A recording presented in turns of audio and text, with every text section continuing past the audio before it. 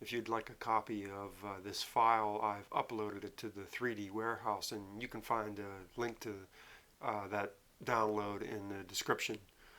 So let me show you a little bit about these models here. Let me just hide a couple here so we're only working with one of them. What I'd like to show you are just a couple of features that I've put in here to make working with these models a little bit easier. Let's go inside here and take a look at the lid. I've put some pivot points in here to help moving some of these parts around, like opening the lid and pivoting the latch and the handle. So if we go up here to view and check the show hidden geometry here, you can see the Systainers that we've hid here, but what you can also see here, here and again up here in the front are the pivot points I was talking about. So if we now highlight the lid and we get the rotate tool, what I can do is click right on the center of that sort of crosshairs there and stretch that out, and now what I can do is I can open this lid whatever I want, and I can do the same thing with the latch and the handle. Let's open up the lid, and we can now, let's highlight the latch, get the rotate tool again, and then we'll do the same thing here. We'll rotate the latch.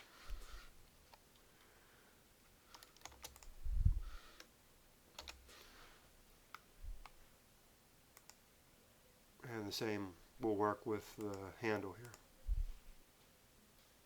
See, we can flip the handle up or wherever we want to do with it.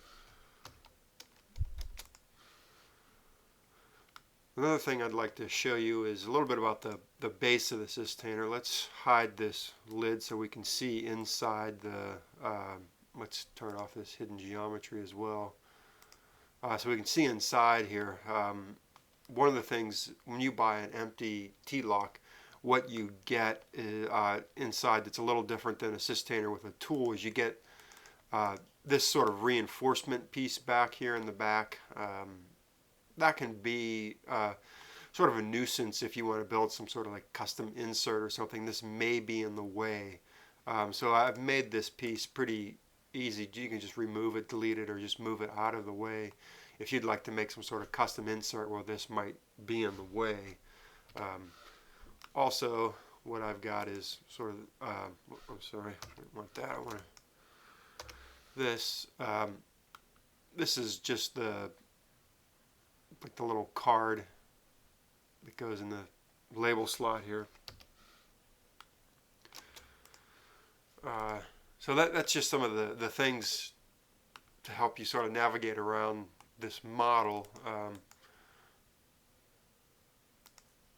Another thing I'd like to show you is, I want to unhide, what am I doing here? Right here.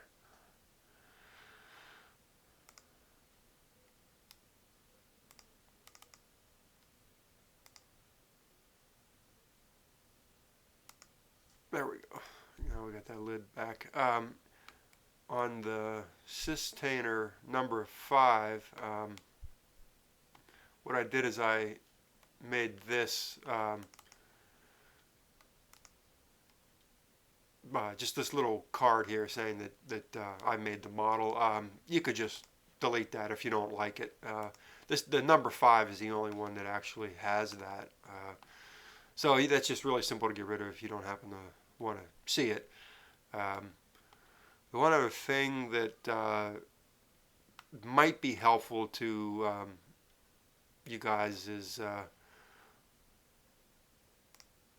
let's see here, let's go to, I'm sorry, tools here, and section plane, and what you can do is you can slide this section plane over, and what that can help you with is you can sort of cut away the T-Loc, and it sort of helps you get in here. You can sort of get some measurements from the various points inside the Systainer. So right now I've clicked on this sort of high point on the bottom here, this reinforcing sort of X in the center here. And if I wanted to go up to, how tall it is to this first little interior portion here cut out for the handle, I can see that that is 77.5 millimeters. Now, there's also this point, which is sort of the lowest point here, and that's 61.5. And if I wanted to know what it is to any point here, all I just have to do is hold the mouse on there, and that little pop-up shows you what kind of numbers we have here. So you can do that. It's pretty helpful for sort of getting in there and getting measurements for sort of these things that can be sort of pretty tricky to get in there and get some good numbers. So like I said, that's just the section plane tool. So that's how that works. And then it's the same with the top view if you wanted to get in there and get some measurements. So sort of the whole point of these models are to make your own sort of custom inserts. Is the whole point of spending the time of making these T-Loc models here. And then by the way, I've just made these T-Locs clear, so you can sort of see in and see the little inserts that I've made here. You could just make these out of plywood or MDF, some scrap material, and you can sort of arrange these in any sort of fashion you'd like. But it's a lot easier to sort of work out the details in SketchUp for making these inserts than it is to try and get in there and measure a real T-Loc and then make some custom inserts 3-4 times before you really get the one you want. Here you can just sort of figure that all out in SketchUp and get a sense of what you want to make, and then hash it all out here in SketchUp. So that's the whole point of these T-Loc models here in SketchUp. So I hope you guys find these helpful. Like I said, if you want to download your own copy of these, there's a link in the description of this video that will take you right to the 3D warehouse, and you can download these and enjoy them.